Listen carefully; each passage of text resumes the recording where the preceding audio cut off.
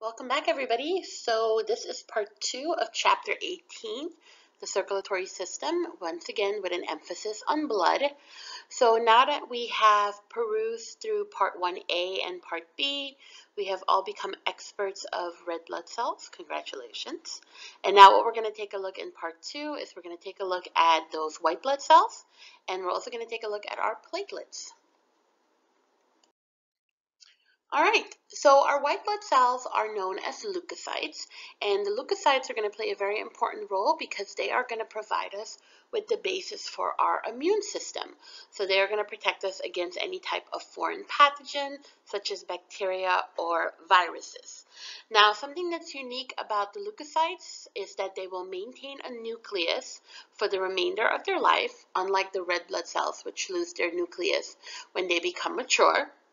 And also, white blood cells do not like to roam around the blood vessels. So the majority of their time will be spent within the tissues or within the lymphatic organs.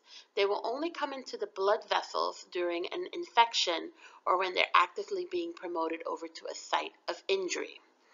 One thing we'll also discuss is that when it comes to your white blood cells, you will have some that are categorized as granulocytes and some as agranulocytes. And this is based on the fact that even though all white blood cells have little granules, they are lysosomes, some of the white blood cells have specialized granules that are going to allow them to defend against different pathogens. And these granules will stain differently when we do our histology. So when you see these specialized granules pop up, you're going to be looking at a special category of granulocytes. And if you do not see the granules, then we're calling those agranulocytes.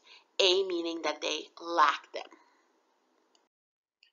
So here you can just see a little sneak preview.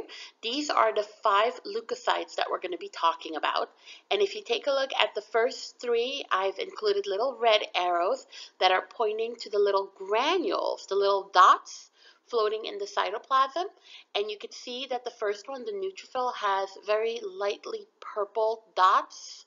The eosinophil is more towards like the reddish orange side, and then the basophil has much larger, darker stained purple granules floating around. So if you see those little dots, those little granules, then you're going to classify that as a granulocyte. If you see no granules inside of the cytoplasm, like the cases with the last 2, then those are called agranulocytes. So you have your lymphocytes and you have your monocyte. Your lymphocyte has a very sliver of cytoplasm peeking around the bottom right-hand side of the nucleus, and then the monocyte's a little bit larger, but notice how there are no distinguishable granules floating around in their cytoplasm. And in fact, what we're going to kind of chit-chat about is that part of your responsibility for getting ready for the exam will be able to know the specific neutrophils, the specific leukocytes, white blood cells, that fall into the granulocyte and the agranulocyte category. You will also need to focus on what their primary function is. There will be no pictures on the exam, so I don't want you to worry about being able to identify them on the exam. You will have an activity in your homework assignment where you'll have pictures of the different white blood cells, and you're going to have to match the picture with the proper identification. But for now, let's concentrate on what we need to know for our exam, which is which white blood cell belongs in each category. So on this PowerPoint, you can see that your granulocytes are going to be all your phils. Your neutrophil, your eosinophil, your basophil. So if it ends with a phil, it's a granulocyte. It has little granules floating around in the cytoplasm. If it doesn't have a phil, then we are looking at the lymphocyte and the monocyte. Those are going to be your agranulocytes. So lymphocytes and monocytes are your agranulocytes. They do not have those specialized granules floating around. On the slide, you're also going to notice that in parentheses, I've indicated for you the percentage of the leukocyte. So your neutrophil is the most common. You have about 60 to 70% of your white blood cells are neutrophils, and your basophils are the least common, with less than 1% of your white blood cells being dedicated to them. Now, I'm not a big proponent of memorizing numbers, so instead what I've done for you is all the way at the bottom, you're going to see a saying. It says, never let monkeys eat bananas. Sounds weird, but it turns out the first letter of each word is going to represent our white blood cells, so neutrophils, lymphocytes, monocytes, eosinophils, and basophils. And if you remember that order, then you'll be able to tell me which one is the most common and which one is the least common, and in which order they go, without actually having to memorize the numbers. So don't worry about the numbers, just know the order from most to least abundant.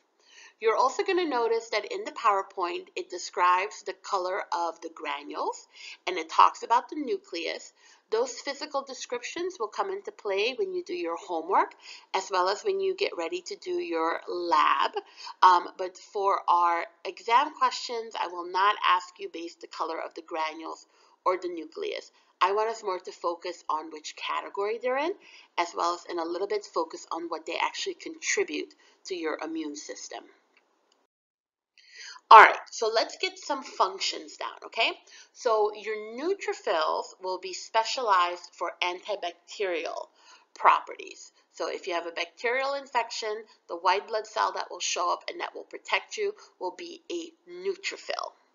If you have a parasitic infection, like maybe ringworm, I'm sorry, not ringworm, hookworm, or if you have tapeworm, then what we see happening is that you'll have a high amount of eosinophils that will go over to the site of injury.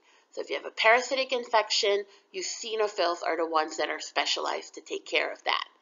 If you have uncontrolled diabetes, or if you have chicken pox, but for many of us, it's usually when we have high amount of histamine floating around, that is where your basophils will come into play. So your basophils function in your immune system by providing protection or defense against chickenpox, diabetes, and also secreting high amount of histamine, which is a vasodilator. Here is just an illustrated example. I know some of us are very visual, so we want to kind of see what's going on. So we could see our neutrophils, eosinophils, and basophils. Once again, we see the granules, so they're phils, they're all granulocytes. And then what kind of questions can I ask you? So the first question I can ask you is obviously which one is a granulocyte versus which one is an agranulocyte. So you would have to remember that all the phils belong to the granulocytes. I can also ask you what is the specialty of a neutrophil, and you would tell me a bacterial infection. Which white blood cell would cause you to release high amounts of histamine, and you would tell me, oh, basophil. If I have a parasitic infection, which white blood cell would I come across in my bloodstream, and you would tell me the eosinophil. So don't worry as much about the physical description. You're going to encounter that when you do your homework and your lab. For our lecture, you want to just know the classification and their overall function. I'm also not going into a lot of details about their mechanism of action because when we do our immune chapter, we're going to talk exactly about how these cells destroy bacteria, parasites, how they help you with your allergies, etc. and etc. So for now, consider this just a nice little intro and make sure that you can, in a 1 or 2 sentence explanation, identify the particular white blood cell based on their action. All right, keeping the ball rolling, let's switch over to our agranulocytes. Our agranulocytes will not have the specialized granules in their cytoplasm, and the first one is going to be your lymphocyte. For your lymphocyte, you want to know that it will eventually give rise to 3 different cells. They will give rise to your T cells, your B cells, and your natural killer cells. Your T cells and your B cells are going to be an extremely important part of our adaptive immune system. Your body will make these based on exposure to foreign antigen. And in fact, your B cells will be the ones that will allow us to produce antibodies along the way. Your natural killer cells are an example of your innate immune system, meaning that you're naturally born with them. And what these natural killer cells do is they scavenge throughout the tissue looking for cells that do not belong. And when they come across it, they will go ahead and they will destroy the cell from the inside out. So here you can see a little picture inserted towards the bottom where you see the target cell, that's your foreign cell, and you have your natural killer cell that is starting to attach to it. And when we do our immune system chapter, we'll talk about that when it attaches to it, it will make holes in the cell membrane and it will release enzymes inside of the target cell that will kill this foreign pathogen from the inside out. But for now, please just know that a lymphocyte is an agranulocyte and it gives rise to the T, the B, and the natural killer cells. The second agranulocyte are going to be monocytes. And monocytes, I want you to know, will eventually become macrophages. And macrophages are huge phagocytotic cells.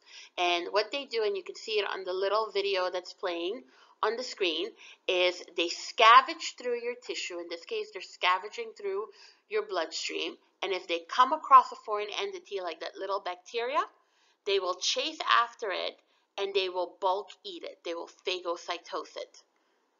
Look at that. Isn't that gorgeous? Okay, so please know that your monocytes are agranulocytes and they will give rise to your macrophages, which are phagocytotic cells. They will bulk eat foreign entities.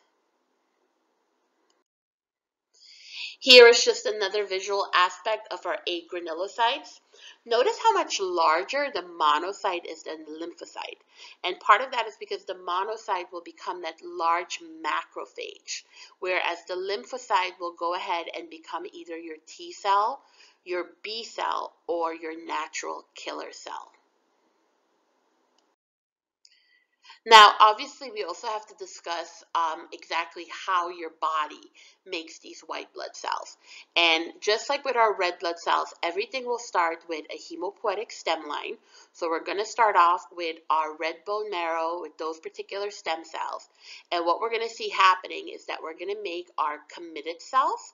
And once we have our committed / colony forming cells, meaning that the stem cells know what they're going to become, there will be a subdivision of different cells that will ultimately give rise to all 5 white blood cells. So here on your PowerPoint, you have a little bit of a sneak peek, and it says that your hemopoietic stem cells will differentiate and either become a myeloblast, a monoblast, or a lymphoblast. And because you have the blast occurring in each, remember B is for building, so they're going to be actively building our final products, and the myeloblast will give rise to all our fills, all our granulocytes. The monoblast will give rise to the monocytes, and the lymphoblast will give rise to our lymphocytes. So notice how it's easy to distinguish monoblast, monocytes, lymphoblast, lymphocytes. And then the myeloblast, those will give rise to all our granulocytes, so the neutrophils, eosinophils, and basophils. Let's take a look at the illustration for this. All right, so here's our little chart, and notice how we always start with the hemopoietic stem cell. So that's the first stem cell that's drawn for you on top. And what we see happening is that we have our myeloid cells and our lymphoid stem cells that will get introduced next. The myeloid stem cells will give rise to our committed cells that we were just talking about on our previous slide, and we'll have our option of making them a myeloblast or a monoblast. So the first red arrow is pointing to the myeloblast, and if you follow the myeloblast all the way down the developmental pathway, you're going to notice that they're going to give rise to the eosinophils, the basophils, and the neutrophils. You do not have to memorize the names of the different myeloblast cells as they go through the development pathway. So in that orangey, pinkish section, you don't have to memorize promyeloblast, eosinophil myelocyte, eosinophil band cells. Don't worry about that. I want you to know that the myeloblasts give rise to the eosinophil, the basophil, and the neutrophil. Okay? Then I want you to look at the monoblasts. So that's going to be my second red arrow. And realize that the monoblast will give rise to my monocyte. And as we previously discussed, they're going to become macrophages. And last but not least, you're going to be able to explain that my lymphoblast cells, my lymphoid stem cells, will give rise to my lymphocytes, all of them. So you can see your B cells and your T cells that have been pictured. The only one that's not included in the graph are the natural killer cells. So please keep an eye on those little red arrows. You want to have your myeloblast, your monoblast, and your lymphoblast, and be able to explain which one gives rise to the phils, which one gives rise to the monocytes, and which one gives rise to the lymphocytes. To take a look at some of the white blood cells disorder, very similar to our erythrocytes, we can either have too many or not enough. So leukopenia is the clinical term for when you have an abnormally low white blood cell count, and there can be many reasons that this occur, but the effects are all going to be the same. Whenever you have a low white blood cell, that makes you more immunocompromised, which means that it makes it very easy for opportunistic bacteria and viruses to attack and overwhelm the system. If you have too high or a higher than normal white blood cell count, we call it leukocytosis. And leukocytosis is normally an indication that the body is busy fighting off an infection, or you're suffering from allergies, or there are also certain diseases that will naturally call your white blood cells to elevate. The nice thing about leukocytosis is that if you go into the doctor's office and they do a blood cell count for you, if they notice that your white blood cells are abnormally high, they're going to also recommend a differential white blood cell. And you now know that we do this because each of the 5 white blood cells has a specific function. So for instance, if they notice that your neutrophils are really high, that usually means that you have a bacterial infection that you're currently fighting, or you just recently got done fighting off. So thereby they can also determine the course of treatment that they will be giving you. I think many of us have also heard of leukemia.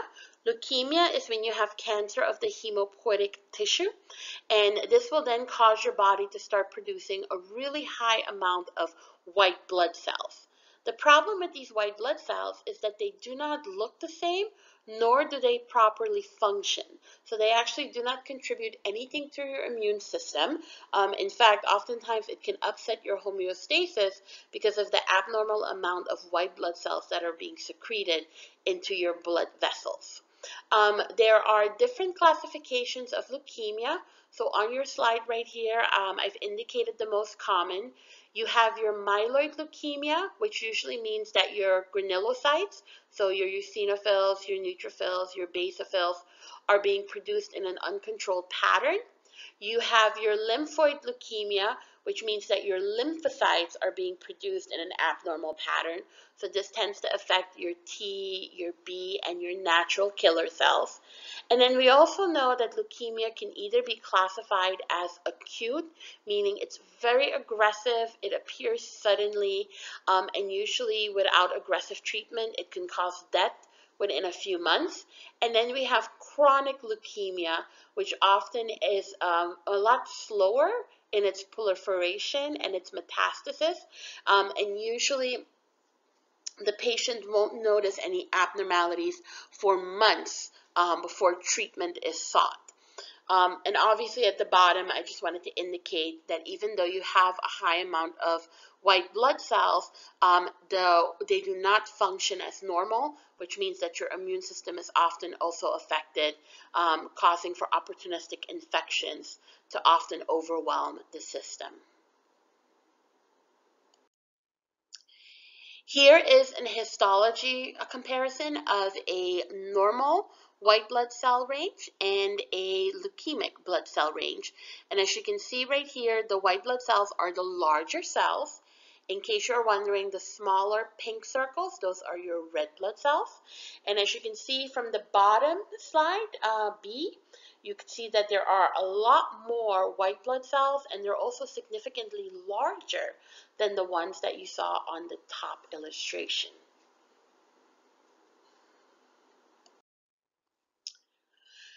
Now, our last part of the chapter is going to concentrate on platelets. And when we discuss platelets, we're going to take a look at how exactly do we form these cell fragments.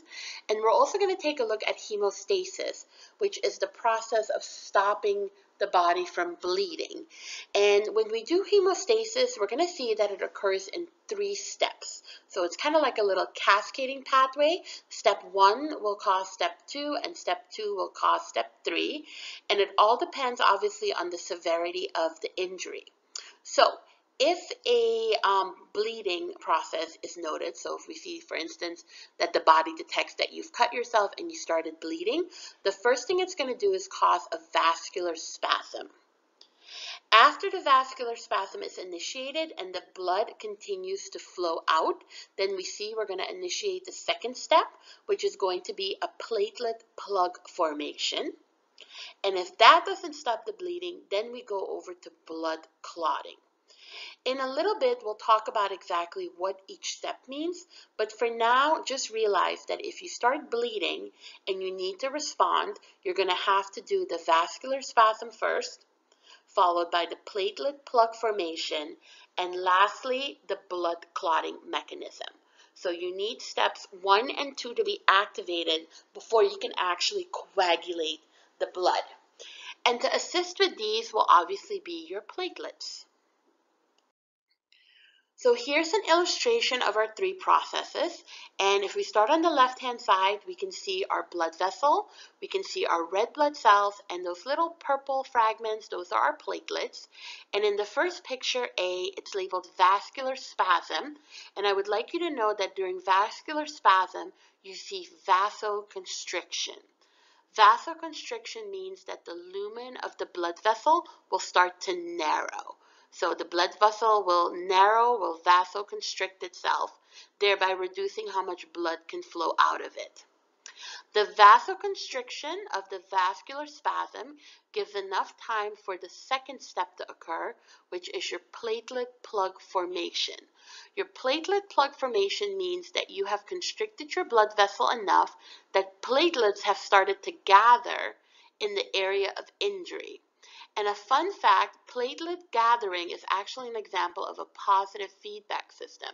The minute a few platelets plug together, they actually amplify their signal and recruit even more platelets over to the site of injury. So what you see is that as they start accumulating, you form a platelet plug, which is nothing but just a collection of platelets plugging together, or clumping together, I should say. Eventually, your plug will be so large that the platelets will be able to pop open, releasing fibrin, which is like a sticky protein. And when that happens, you then form a blood clot, which is coagulation. So in vascular spasm, you constrict the blood vessel. In platelet plug formation, you accumulate platelets together in a plug. And in coagulation, the platelet plugs release their fibrin, allowing a blood clot to form. And the fibrin is going to be the sticky aspect that keeps the clot in place.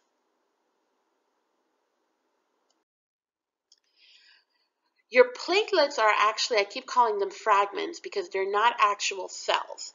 They are little pieces of this very large cell called a megakaryocyte that are pinched off, and they'll travel throughout the bloodstream looking for the activation of the hemostatic mechanism. So they're looking for the activation of the vascular spasm, the platelet plug formation, and obviously coagulation.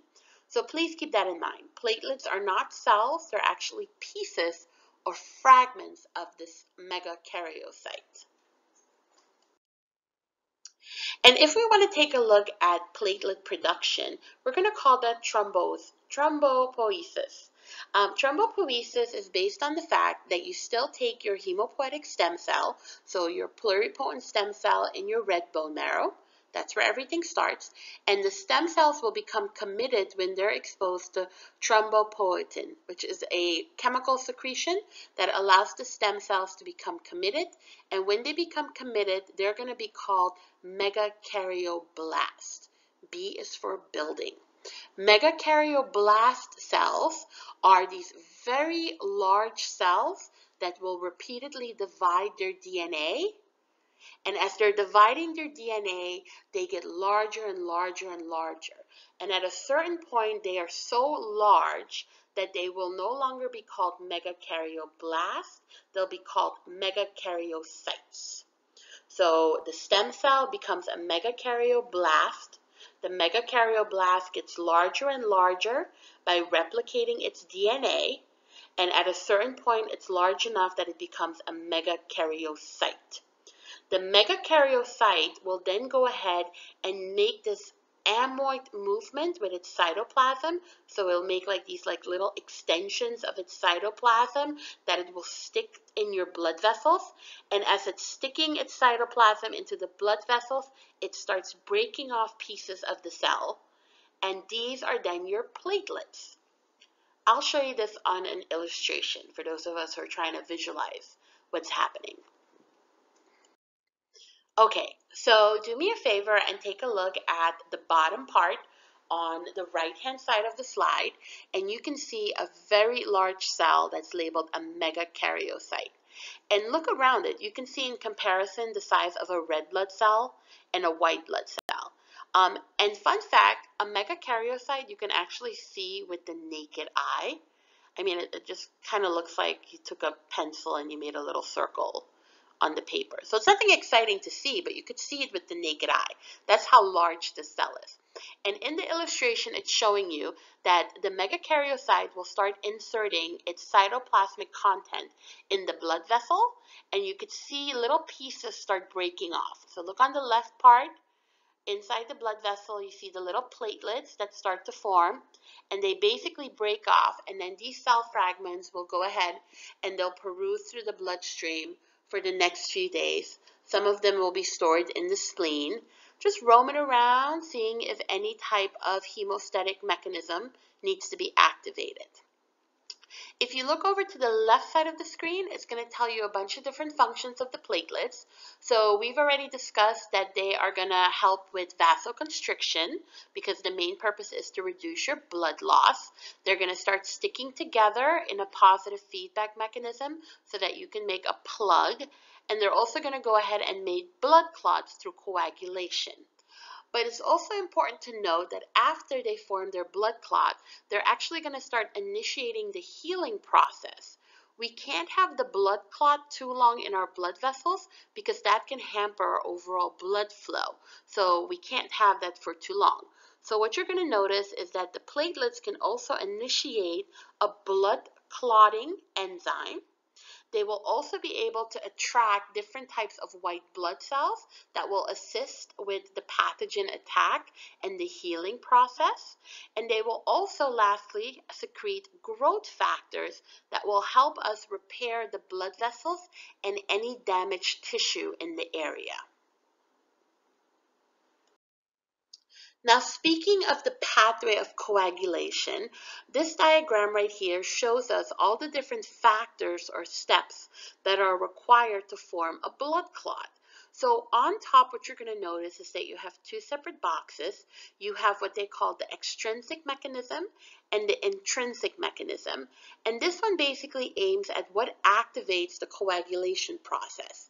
An extrinsic mechanism means that a signal is sent externally, so you're thinking outside of the blood vessel, so you're thinking things like a damaged blood vessel, damaged skin, damaged muscle, damaged connective tissue. It will go ahead and send a signal that the tissue has been damaged, thereby activating the coagulation pathway externally or extrinsically. The intrinsic mechanism means that the platelets themselves will send off a signal. So intrinsic mechanism is activated by the platelets themselves. And regardless of which pathway is activated, you're going to notice that both of them rely on calcium to proceed. and both pathways will activate factor 10. Now, just so that we're all clear, for our exam, you will not have to know the different factors involved with the extrinsic and the intrinsic mechanism. You will just need to know what activates each, and that both of them need calcium, and that both of them will activate factor 10. Once factor 10 is activated, and now we're in the blue box, we're going to talk about all the different reagents that are required to form your blood clot. And I'll tell you which ones of those you're going to need to know for your exam. Okay, so this one just emphasizes the extrinsic versus intrinsic pathway.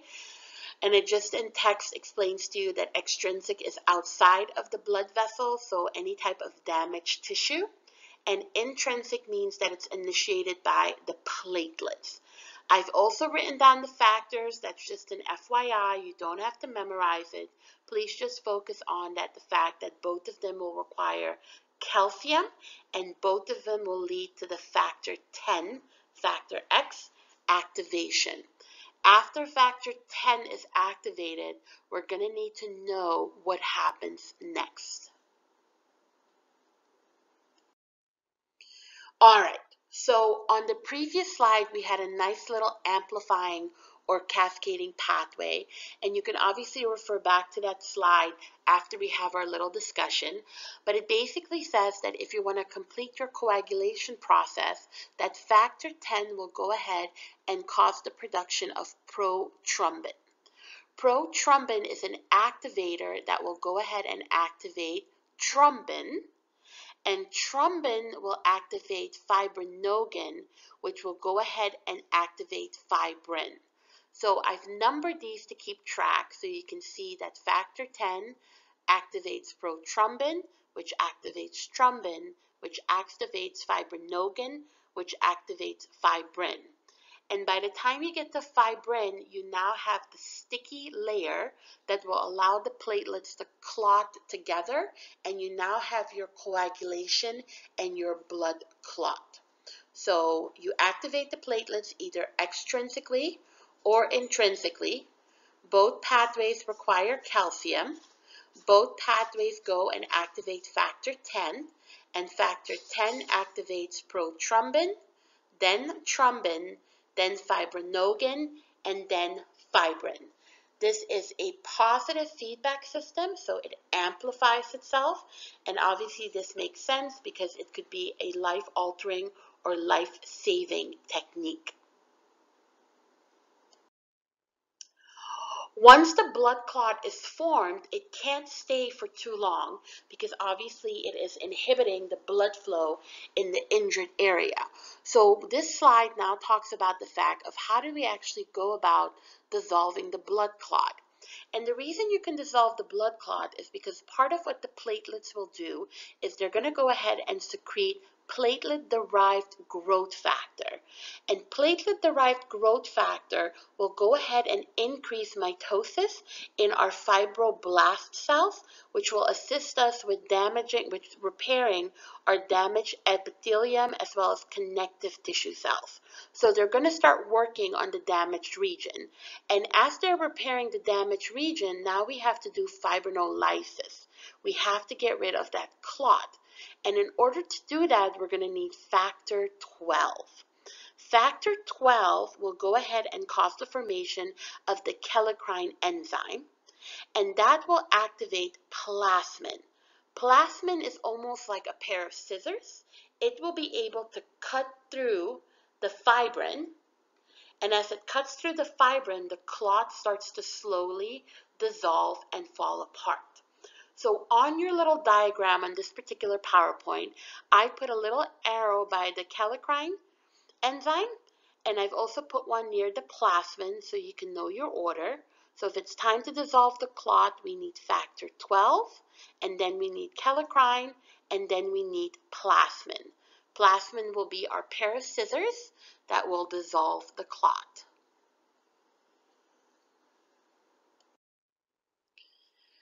One of the main reasons why you want to try to prevent inappropriate clotting is obviously because you don't want to interrupt your blood flow and create things like blocked blood vessels or hypoxia in your tissue. So your body naturally has a few mechanisms of preventing inappropriate clotting.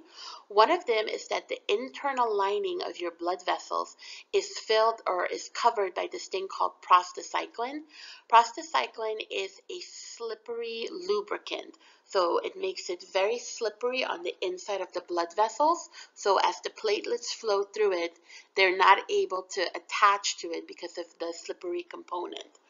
When the blood vessel becomes damaged, oftentimes there'll be little collagen fibers that'll stick out, and the platelets will then easily attach to the collagen fibers, allowing for the hemostasis process to be activated. Also, what we see happening is that your body always has some thrombin floating around, but it tends not to activate the blood clotting mechanism because the blood flow naturally is too fast for it to complete the coagulation pathway. This is one of the reasons why if you have a patient comes in that's going to be bedbound for a very long period of time, oftentimes they'll give them anticoagulating agent to prevent any unnecessary blood clotting from forming, because we do know that when we're lying down, our blood flow tends to slow down, and if it slows down significantly, it will allow the thrombin to accumulate and activate the coagulation pathway. We also have natural anticoagulants floating around our system. One of them comes courtesy from our basophils. It's called heparin. And another one is antithrombin, which is produced from the liver. So those two natural anticoagulants will act as a mechanism to prevent any unnatural or inappropriate clotting mechanisms to occur. All right, that is the end of chapter 18.